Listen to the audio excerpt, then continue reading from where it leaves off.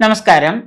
1202 ചിങ്ങമാസം 1 മുതൽ 1202 കർക്കിടക മാസം 31 അതായത് 2026 ഓഗസ്റ്റ് 17 മുതൽ 2027 ഓഗസ്റ്റ് 17 വരെയുള്ള ഒരു വർഷക്കാലം 12 മാസക്കാലത്തെ ഗുണദോഷ സമ്മിശ്ര ഫലങ്ങൾ എന്തൊക്കെയാണെന്ന് നമുക്ക് നോക്കാം.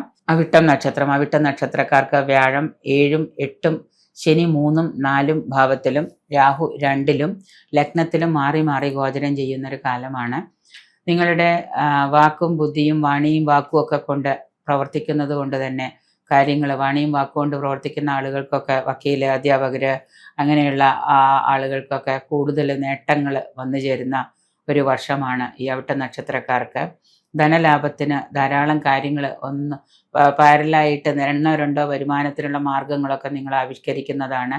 അഭീഷ്ടസിദ്ധിക്ക് വേണ്ടിയിട്ട് നിങ്ങൾ ആഗ്രഹിച്ച കാര്യങ്ങൾ നടക്കാനായിട്ട് അഹോരാത്രം നിങ്ങൾക്ക് പ്രയത്നിക്കേണ്ടി വരുന്നതാണ്. കുടുംബത്തിൽ സൗഭാഗ്യവും ഐശ്വര്യവും ഒക്കെ വന്നു ചേരുന്ന ഒരു കാലമാണ്. ബന്ധുസമാഗമവും അതുപോലെ തന്നെ മക്കളുമായിട്ട് കൂടി ചേർന്ന് നിങ്ങളുടെ ആ ഒരു കുടുംബത്തിൽ സന്തോഷവും സമാധാനവും ഒക്കെ ചിങ്ങമാസത്തോടു കൂടി കൈവരിക്കാൻ കഴിയുന്നതാണ്. വിദേശത്തായിരുന്ന മക്കൾ നാട്ടിലെത്തുകയും അതോടൊപ്പം മാതാപിതാക്കളോട് കൂടി ചേർന്ന് വസിക്കുകയൊക്കെ ചെയ്യുന്നത് കൊണ്ട് കുടുംബത്തിൽ സമാധാനവും സന്തോഷവും ഐക്യമൊക്കെ കുടുംബാംഗങ്ങളുമായിട്ട് പങ്കിടാനൊക്കെ ആയിട്ട് യോഗം കാണുന്നുണ്ട്. അതുപോലെ തൊഴിലിലും കർമ്മരംഗത്തൊക്കെ ഉയർച്ചയും അത് കർമ്മപുഷ്ടിയൊക്കെ അനുഭവയോഗ്യമാകുന്നുണ്ട്. ധനനേട്ടം നിങ്ങൾക്ക് ധാരാളം പ്രതീക്ഷിക്കാം. ശത്രുക്കളിൽ നിന്ന് ദുഃഖവും അതുപോലെ മാർഗസഞ്ചാരത്തിൽ വിഘ്നങ്ങളും ഉദരരോഗവും ഒക്കെ വന്നു ചേരുന്നുണ്ട്. ഉന്നതരായിട്ടുള്ള ആളുകളുടെ അഭിപ്രായങ്ങളെ മാനിച്ച് അവരുടെ ആ ഒരു ഉപദേശമൊക്കെ അനുസരിച്ച് നമ്മൾ പ്രവൃത്തിയിലേക്കും കർമ്മരംഗത്തേക്കൊക്കെ ഏറുന്നത് കൊണ്ട് നിങ്ങൾക്ക് സ്ഥാനമാന ലബ്ധിയും ബിസിനസ്സിൽ നേട്ടവും ഒക്കെ പ്രതീക്ഷിക്കാം.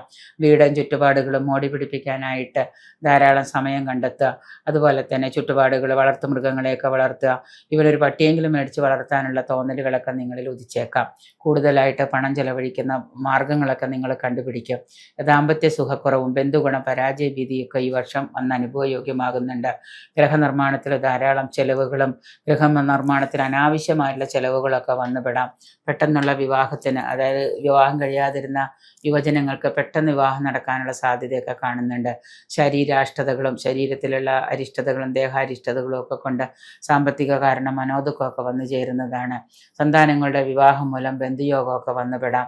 ദോഷപരിഹാരമായിട്ട് ശിവങ്കല ധാരയോ കുവളമാല അർച്ചനയോ വിഷ്ണു സഹസ്രനാമ ജപമോ ഒക്കെ ചെയ്യുന്നതൊക്കെ നന്നായിരിക്കും.